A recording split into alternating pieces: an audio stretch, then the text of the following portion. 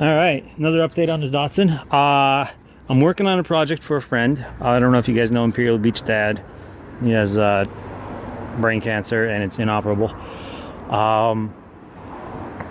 He has a 68 Mustang and something he's doing for a bucket list, so I figured I'd help him out. I'm making adapters for 68 Mustangs using brakes that he purchased for $150 off a 2015 Mustang. Now, there are adapters out there for 2014 Mustangs, but those adapters are kind of expensive, and quite honestly, he doesn't have that much money.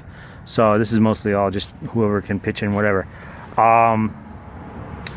He bought the brakes for $150 that he could afford, and then I'm doing the adapters for him. It's not really going to cost me anything. So, well, on top of that, there's no way I would charge him. So, I'm going to be adapting them, and I was just measuring on my 2014 spindle exactly the differences between the 2014 and 15, what they are, and I figured out that really the only real difference is the 5/16 offset. What that means is the adapters have to be built differently than they would be for a 2014, obviously, and what that also means is I'll be doing a design from scratch, not stepping on anybody's toes, but it's also something I'm going to be offering for people because 2015 brakes are available and they're very affordable, and it's something I might make changes to in my Dodge Charger adapters. Offer the 14s as well as the 15s, because the 15s, as you can see, they clear. The reason I had to put the caliper over here is because they don't mount to the spindle, but regardless, this wheel is mounted flat. This is a torque thrust, and this is a 12.6-inch brake. The 14s offer a 12.4, so it may be similar, but I had clearance issues with the 13.2s, as you guys saw earlier. So this is, there's plenty of room here using the V6 brakes off of a 2015 if I were to make adapters for a Charger to use these particular wheels. I don't know if the 12.4 off of 2014 would fit like this, because these are wheels that they look good on a 68, 69, 70 Charger. So it's just something I'm looking into. I don't know if there's that big a market. Plus with the offset, it's not this particular wheel design obviously, but say if you were to go with the Brembos and 18-inch wheels, that 5/16 deeper offset, I think that's why Ford went with this particular design, is that deeper offset lets you run wheels with the bigger Brembo calipers, because they're not big diameter wise, they're just big spokes wise. So that may have been the reason. Regardless, I had to clearance the caliper a little bit. I'm not taking off a lot of meat, but it's, as you can see, it rubs. So on this particular wheel design, yeah, which would then affect other people who are going to run these wheels. But I did have a customer, he ran a 18-inch wheel, also designed by American Racing, but it's a Torque Trust M, and he was running with no clearance issues, no grinding, nothing on a 68 Charger, or 69, sorry. It looks amazing, and you know, it worked out pretty good. But on the back, these are the GT brakes. All right, so the clearance on the wheel is minimal, but there is clearance. And back behind, it's kind of hard to tell, but right there.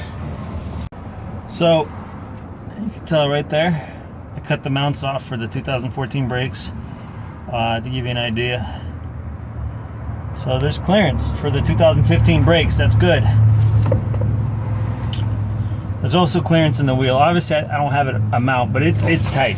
So once I build the mount for the 2015 brakes, you'll be able to spin the wheel freely. But I'm telling you, there's like almost no clearance. This is it, just hanging out. If you see.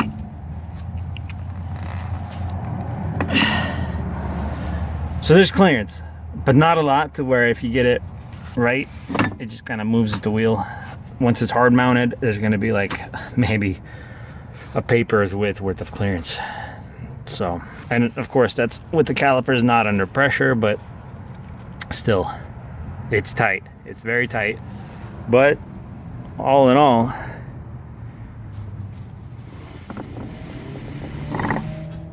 you can't argue with a disc brake this big. It'll go nicely with the 13.2 inch on the front. I'll do more testing. I'm going to build the mounts and then obviously work the suspension through its travel, see how it works. Now, I got the axles from Moser, and there are some concerns of mine. So here's the sample I sent them. See how on this end it works for a circlip or a snap ring. There's no play. It's very snug.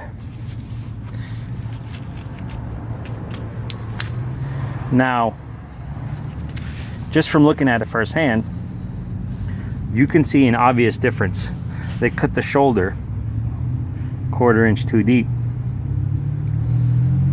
So I'd have to cut another groove, use another snap ring, etc., etc. Here's the other concern.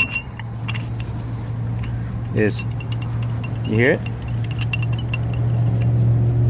Shouldn't be making noise like that. It has a lot of slop, and it has that much play,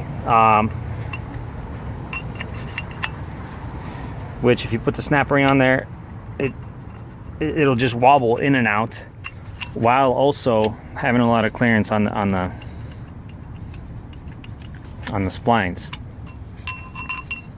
If you flipped it upside down, you can get away with it. But again, see, there you go. See, yeah, even upside down, you have the only reason it's tight is because it wedges into that shoulder. That's a mistake. So that's 2 mistakes on this end.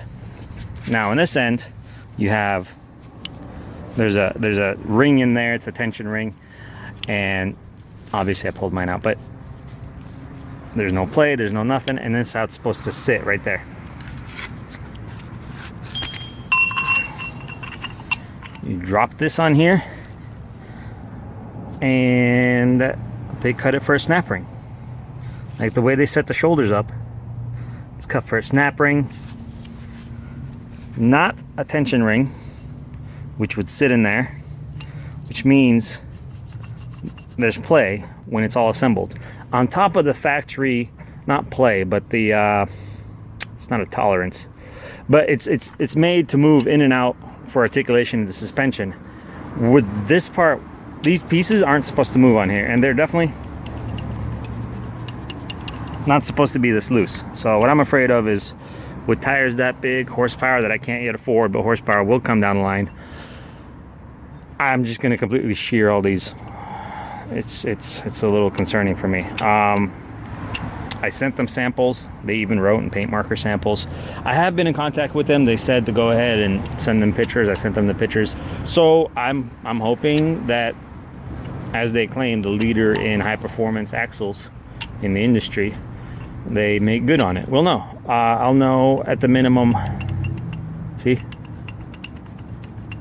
That's a lot of play.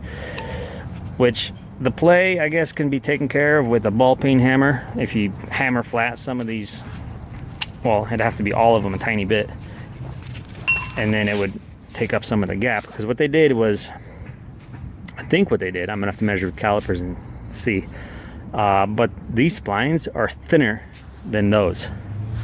So in other words,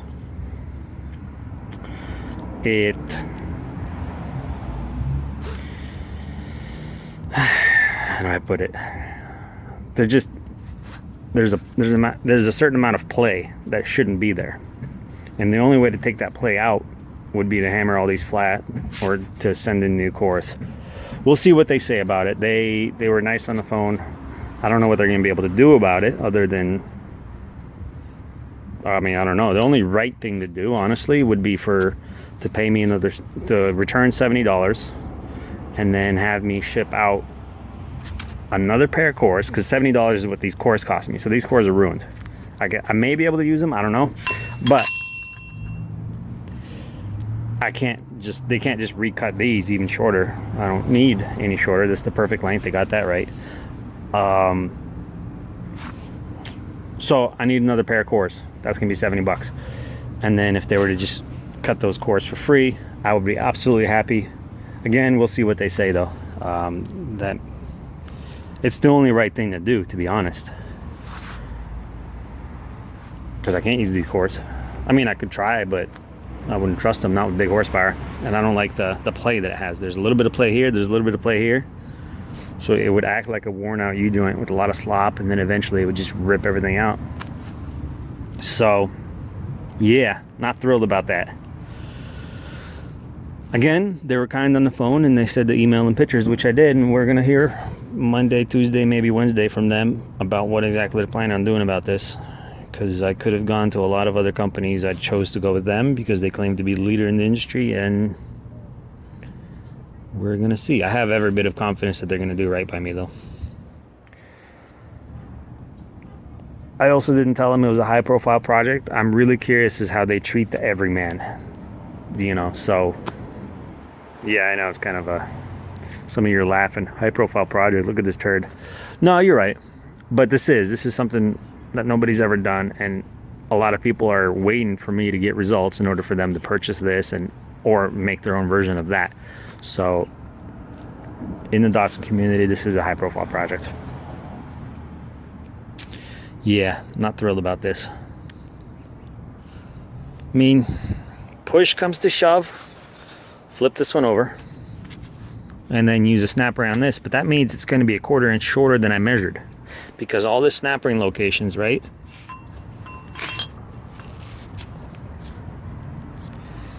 they're for it to work factory, not for me to sink that one a 1/4 inch. I do have a 1/4 inch of clearance there, but 1/4 inch left, 1/4 inch right, that's a 1/2 inch narrower than what I had initially designed the entire setup for.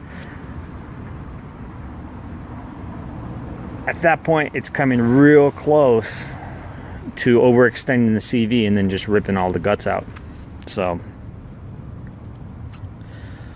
I'm not liking that. I want it to work factory. I mean, you could see by the naked eye though, like they made a mistake here and then they made a mistake there. About an 1/8 inch here, 1/2 inch, or 1/8 inch to 1/4 inch, a little bit, 3/16, and then this is like 3/8. This is almost 1/2 inch with a mistake. So there's that. Hopefully they make good by me and we can be trucking on a well set up differential, because there's about an 1/8 inch mistake here and 1/2 inch mistake there, 3/8 or whatever. So all in all, not good. Take it easy, and y'all have a good one. Be safe out there.